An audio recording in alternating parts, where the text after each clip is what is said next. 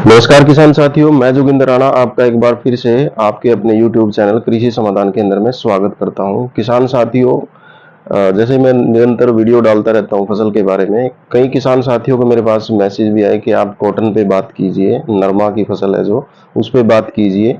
उस पे बात करने का मतलब यही है कि किसान साथियों से जैसे मेरी बात हुई है, तो नरमा कपास की फसल में पीलापन बहुत ही ज़्यादा देखने को मिल रहा है आजकल के टाइम में, क्योंकि आजकल जो स्टेज चली हुई है वो हमारी नरमा के अंदर फ्लावरिंग स्टेज भी है और कहीं टिंडे भी काफ़ी अच्छा देखने को मिलता है। तो इन सभी के चलते हुए कि भाई उसमें प्रॉब्लम क्या आई हुई है, तो प्रॉब्लम यही है, जैसे मैंने बात की कि भाई किसान साथियों से बात हुई है तो पीलापन बहुत ज़्यादा देखने को मिल रहा है, क्योंकि स्टेज की जो बात की है कि फ्लावरिंग भी है और उस स्टेज के अंदर हमें न्यूट्रेंट की बहुत ज़्यादा ज़रूरत पड़ती है। साथ के साथ जैसे कीट, बहुत से कीट भी आते हैं, बीमारी भी आती है, तो उसके साथ न्यूट्रेंट की भी हमें ज़रूरत पड़ती है। तो किसान साथियों, सबसे पहले तो हम उसके कारण जानेंगे कि भी किस वजह से हमारा जो नरमा कपास का जो पत्ता है वो पीला पड़ा हुआ है, और पीला पड़ने के बाद फिर वो काला पड़ जाता है और कुछ टाइम के बाद वो जमीन के अंदर गिर जाता है। तो सबसे पहला इसके अंदर दो कारण हमें देखने को मिले हैं किसान साथियों। सबसे पहला कारण यही है कि इसमें खुराक की कमी हो सकती है। खुराक की कमी के कारण भी जो हमारी नरमा कपास की फसल है उसको उसके अंदर कमी देखने को मिलती है, जिसकी वजह से निरंतर पीलापन पड़ता शुरू हो जाता है और दूसरा पीला पड़ने के बाद वो काला पड़ जाता है। और कहीं ना कहीं उसको खुराक की इसलिए भी जरूरत होती है कि वहां पे फ्लावरिंग है, वो उसको फ्लावर को बनना है पहला, फिर उसके बाद उसको कन्वर्ट होना है टिंडे के अंदर, उसके बाद उसके अंदर कपास होगी। अगर किसान साथियों इन चीजों को हम अगर देखें तो कहीं ना कहीं उसके अंदर न्यूट्रेंट की कमी के कारण भी ये सभी समस्याएं हमें देखने को मिलती है। और हमें क्या चाहिए, हमें सबसे पहले अपनी फसल से यही है कि जितनी हम लागत लगा रहे हैं उस लागत को लगा के हमें ज्यादा से ज्यादा यील्ड पैदा हो, और उससे हमारा जितना भी खर्च हुआ है उससे हम अच्छे निरंतर रूप से रिकवरी कर सकें और अच्छा प्रॉफिट गेन कर सकें। तो किसान साथियों, जैसे कि मैंने बात की है, तो इसके अंदर मैं आप लोगों से 5 ऐसे न्यूट्रेंट के बारे में बात करूंगा जिससे हम अपनी फसल का जो फ्लावरिंग ड्रॉप है और फ्लावरिंग ड्रॉपिंग होती है, दूसरा पीलापन पड़ता है, तीसरा वो काला पड़ के नीचे पड़ जाता है और हमारी सीधा सीधा यील्ड पे इफेक्ट आता है। तो उसके अंदर में 5 न्यूट्रेंट ऐसे हैं जिनके बारे में मैं आप लोगों से बात करूंगा, और उनकी डोज के बारे में, और वो किस हिसाब से डालने हैं और कितने दिन के अंतराल में उसको डालना है। सबसे पहले किसान साथियों, मैं आप लोगों से यही बात करूंगा, जो भी हम स्प्रे करते हैं तो सबसे पहले हमारा जो नरमा कपास है वहां पे हमें अपनी भूमि की सिंचाई कर लेनी है। उस फसल के अंदर हमें हल्का पानी इरिगेशन करना चाहिए, ताकि जो भी हम फसल के अंदर स्प्रे करते हैं, तो स्प्रे करने के लिए जो काम करने का जो तरीका होता है, स्प्रे जो हमारा कारगर होता है, उसके लिए जमीन के अंदर नमी बहुत जरूरी है।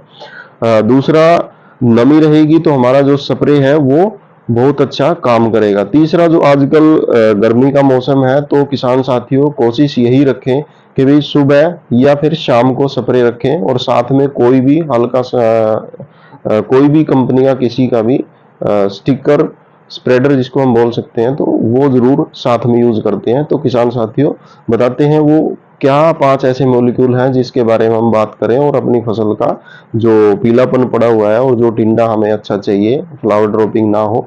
तो सबसे पहले मैं मॉलिक्यूल की बात करूंगा, एनपीके 13045 1 किलो प्रति एकड़। दूसरा जो मॉलिक्यूल रहेगा यूरिया, यूरिया की मात्रा भी हमें साथ के साथ 1 किलो रखनी पड़ेगी, ताकि हमारा जो पीलापन पड़ा हुआ है उसको रिकवरी करने में एक नाइट्रोजन का बहुत बड़ा रोल होता है। तीसरा जो प्रोडक्ट की मैं बात करूंगा वो है किसान साथियों जिंक 12%। ये हमारा जिलेटेड फॉर्म में रहेगा, इसकी डोज रहेगी 100 ग्राम प्रति एकड़। तीसरा जो मैं प्रोडक्ट की चौथे में जो प्रोडक्ट की बात करूंगा वो होता है मैग्नीशियम। मैग्नीशियम की डोज की मैं बात करूं 1 किलो प्रति एकड़। और जो लास्ट जो बात करूंगा मैं मॉलिक्यूल की, वो रहेगा हमारा बोरोन।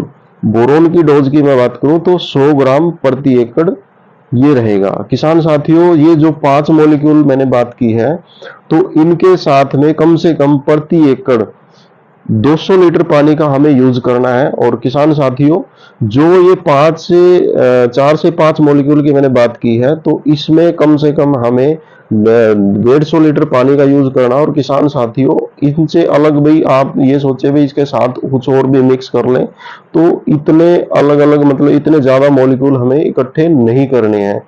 उससे हमारा क्या है कि हमें ये तो लगेगा भाई हमने ये चीज भी इसके अंदर ये डाल दिया, ये भी डाल दिया, लेकिन वो प्रॉपर वे में काम नहीं कर पाएगा। किसान साथियों, इसके बाद जो हमने ये स्प्रे किया है, तो किसान साथियों इसके 8 दिन के बाद हमें जिब्रेलिक एसिड का यूज करना है, ताकि हमारी फसल बढ़वार अच्छा रहे।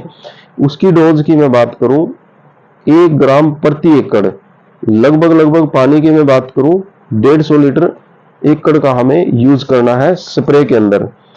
तो किसान साथियों, उसके बाद हम बात करने वाले हैं जो हमने जिब्रेलिक एसिड का यूज किया था 1 ग्राम प्रति एकड़, और जो उससे पहले हमने स्प्रे कराया किसान साथियों, वही 5 मॉलिक्यूल एनपीके 13045 1 किलो प्रति एकड़, यूरिया की डोज रहेगी 1 किलो प्रति एकड़।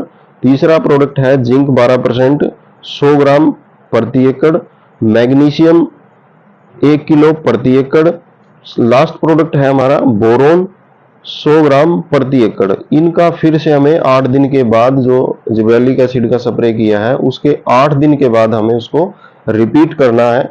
तो किसान साथियों, जैसे कि हमने इन मॉलिक्यूल के बारे में बात की है, तो निरंतर आप इसको 7 से 8 दिन के बाद दौरान आप निकाल लोगे ये स्प्रे, तो आप देखोगे कि हमारा जो नरमे की फसल है उसमें काफी अच्छी रिकवरी मिली है।